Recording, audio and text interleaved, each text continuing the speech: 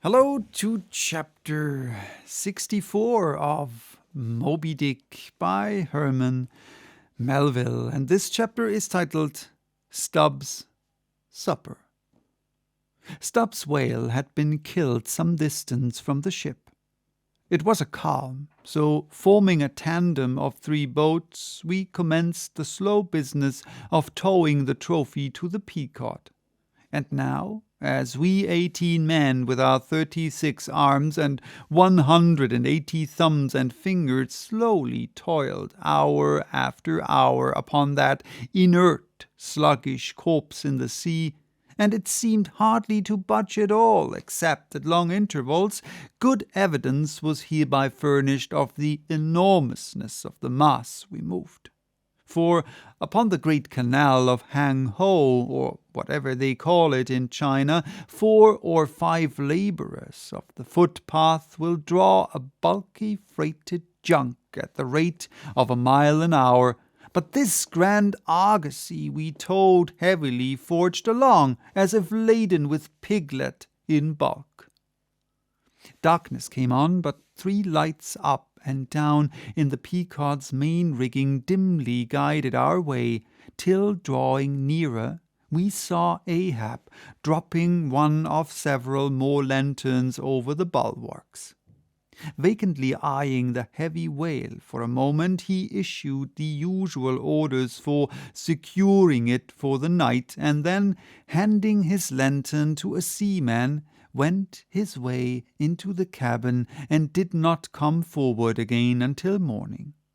Though, in overseeing the pursuit of this whale, Captain Ahab had evinced his customary activity to call it so, yet now that the creature was dead, some vague dissatisfaction or impatience or despair seemed working in him, as if the sight of that dead body reminded him that Moby Dick was yet to be slain, and though 1,000 other whales were brought to his ship, all that would not one jot advance his grand monomaniac object.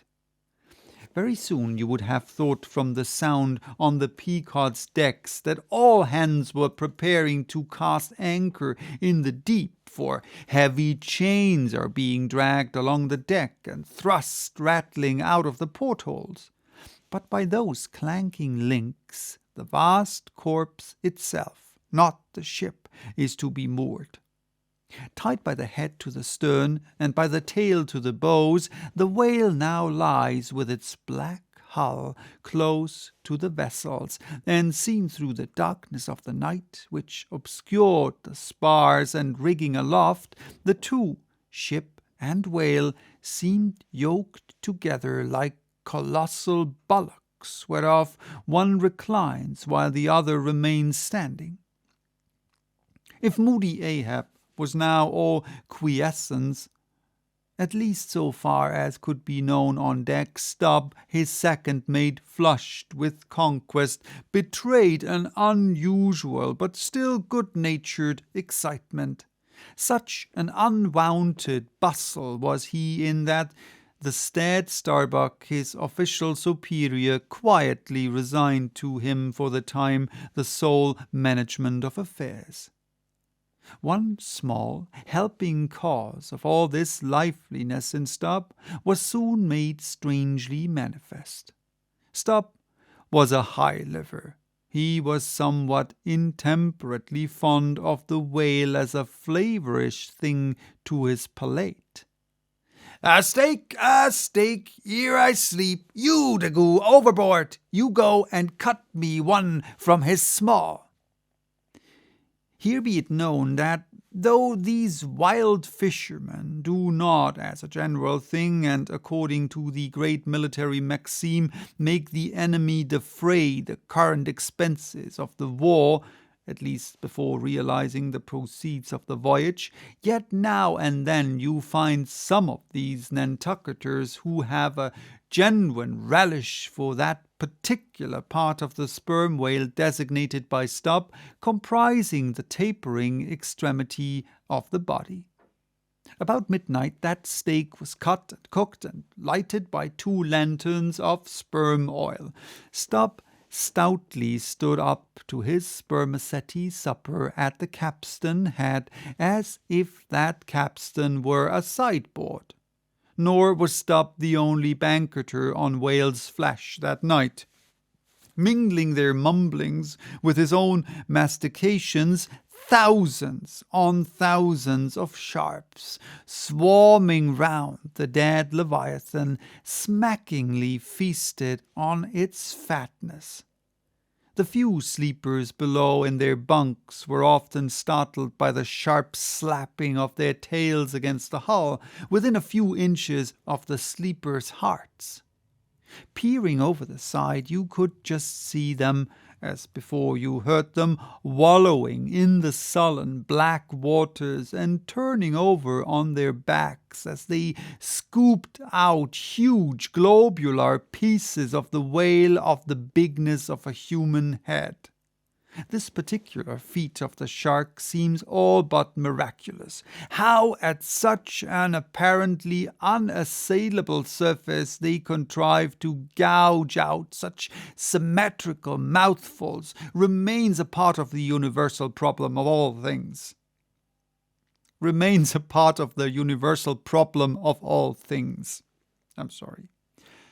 The mark they thus leave on the whale may best be likened to the hollow made by a carpenter in countersinking for a screw. Though amid all the smoking horror and diabolism of a sea fight, sharks will be seen longingly gazing up to the ship's decks like hungry dogs round a table where red meat is being carved, ready to bolt down every killed man that is tossed to them, and though while the valiant butchers over the deck table are thus cannibally carving each other's life meat with carving knives all gilded and tasseled, the sharks also, with their jewel-hilted mouths, are quarrelsomely carving away under the table at the dead meat. And though, were you to turn the whole affair upside down, it would still be pretty much the same thing, that is to say, a shocking, sharkish business enough for all parties.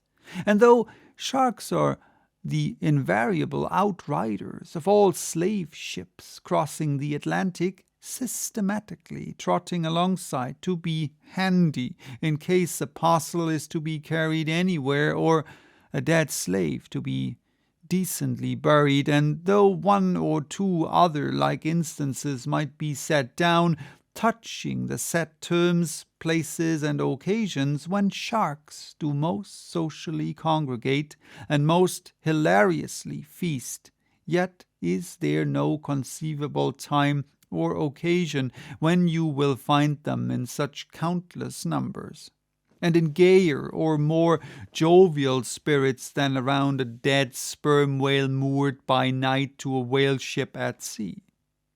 If you have never seen that sight, then suspend your decision about the propriety of devil worship and the expediency of conciliating the devil. But as yet Stubb heeded not the mumblings of the banquet that was going on so nigh him, no more than the sharks heeded the smacking of his own Epicurean lips.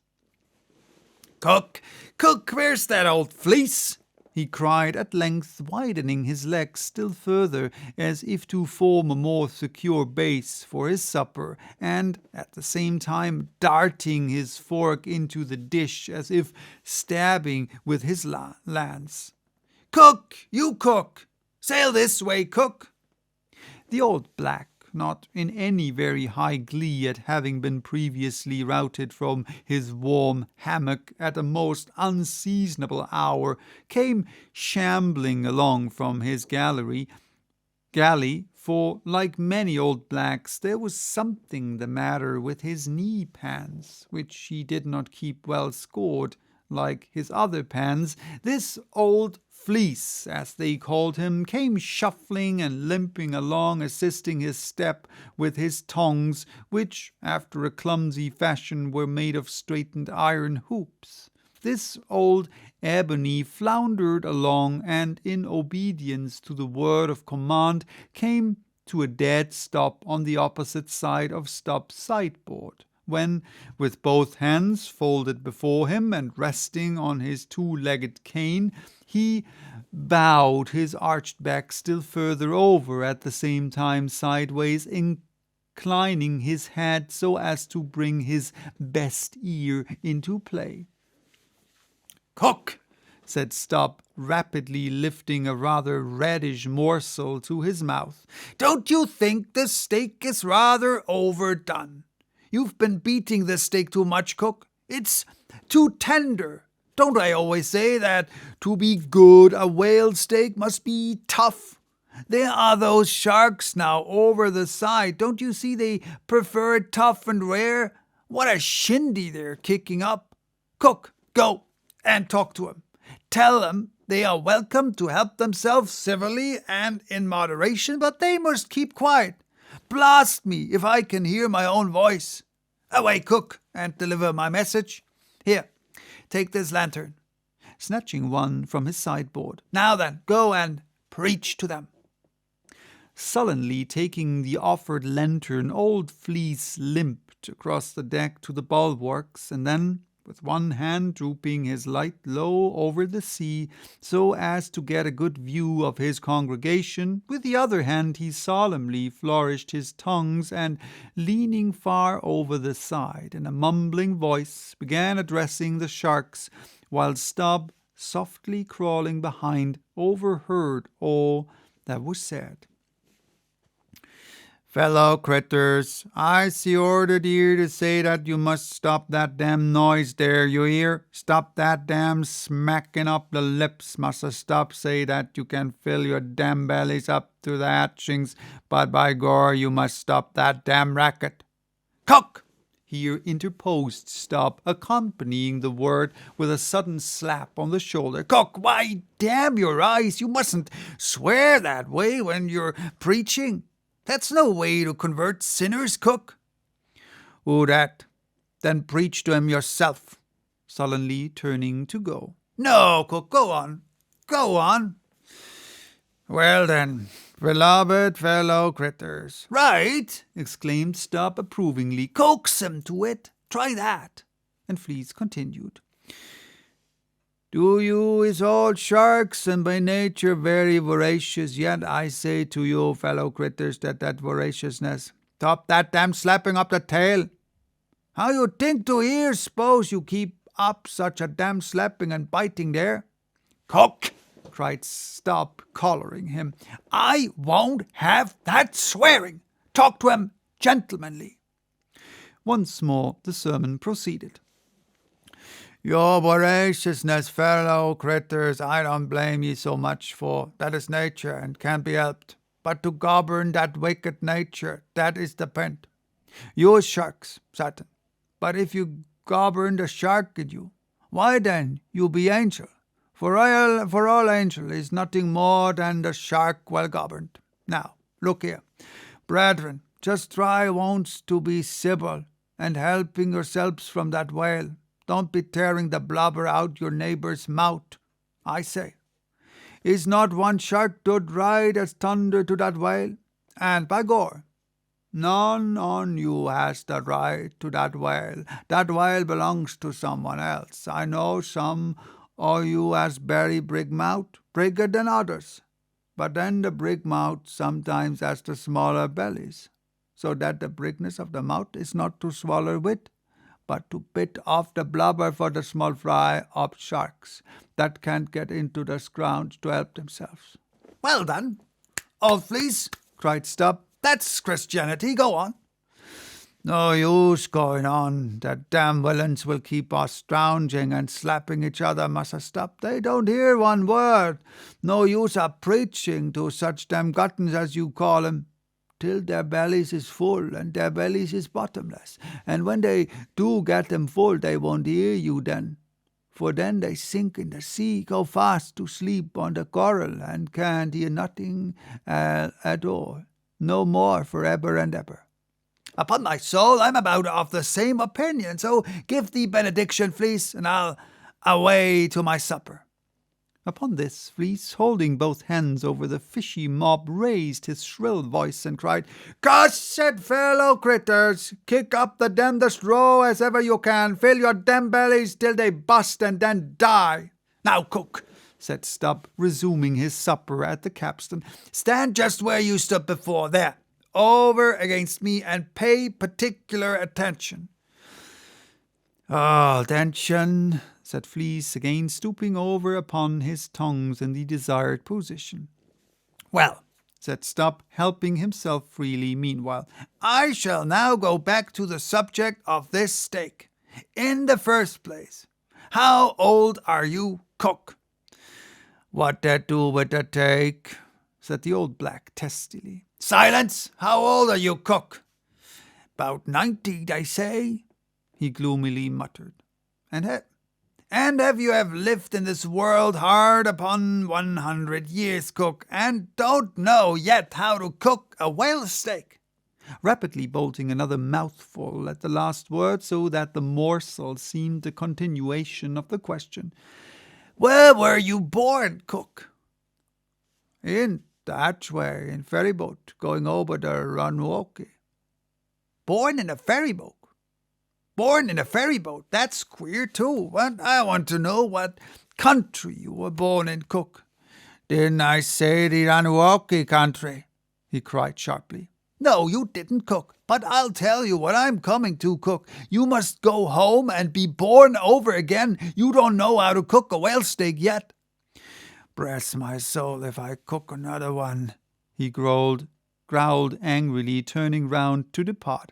"Come back here, cook. Here, hand me those tongs. Now, take that bit of steak there, and tell me if you think that steak cooked as it should be. Take it, I say," holding the tongs towards him. "Take it and taste it." Faintly smacking his withered lips over it for a moment, the old negro muttered, "Best cooked steak I ever taste. Juicy, very juicy." "Cook," said Stubb, squaring himself once more, "do you belong to the church?" "Passed one once at Cape Town," said the old man sullenly.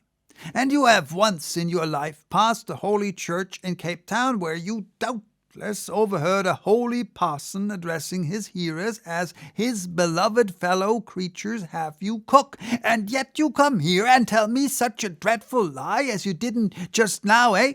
said Stubb. "Where do you expect to go, cook?" "Go to bed very soon," he mumbled, half turning as he spoke. "Avast heave to! I mean, when you die, cook." "It's an awful question. Now, what's your answer?" "When this old black man dies," said the negro slowly, changing his whole air and demeanor, "he himself won't go nowhere, but some blessed angel will come and fetch him." "Fetch him? How? In a coach and four, as they fetched Elijah? And fetch him where?" "Up there," said Fleece, holding his tongue straight over his head and keeping it there very solemnly. "So then you expect to go up into our main top, do you, cook, when you are dead? But don't you know the higher you climb, the colder it gets? Main top, eh?" "Didn't say that tall," said Fleece again in the sulks. "You said up there, didn't you? And now look yourself and see where your tongues are pointing. But perhaps you expect to get into heaven by crawling through the lubber's hole, cook. But no, cook. You don't get there except you go the regular way round the rigging. It's a ticklish business, but must be done, or else it's no go. But none of us are in heaven yet. Drop your tongues, cook, and hear my orders. Do you hear? Hold your hat in one hand and clap the other atop of your head. Heart, when I'm giving my orders, cook." "What? That your heart there? That's your gizzard. Aloft. That's it. Now you have it. Hold it there, now, and pay attention." "All attention," said the old black, with both hands placed as desired, vainly wriggling his drizzled head as if to get both ears in front at one and the same time. "Well then, cook, you see, this whale steak of yours was so very bad that I have put it out of sight as soon as possible. You see that, don't you? Well, for the future, when you cook another whale steak for my private table, hear the capstan. I'll tell you what to do as not to spoil it by overdoing. Hold the steak in one hand and show a live coal to it with the other. That done, dish it, you hear?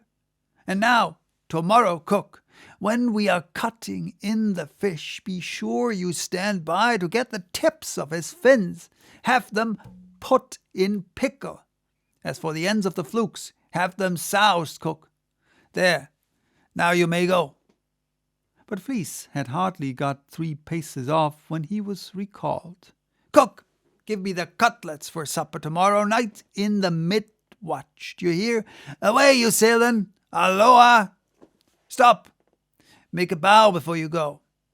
Avast, heaving again. Whale balls for breakfast, don't forget.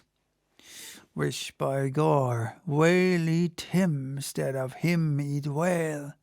I'm blessed if he ain't more of a shark than Massa Shark himself," muttered the old man, limping away, with which sage ejaculation he went to his hammock.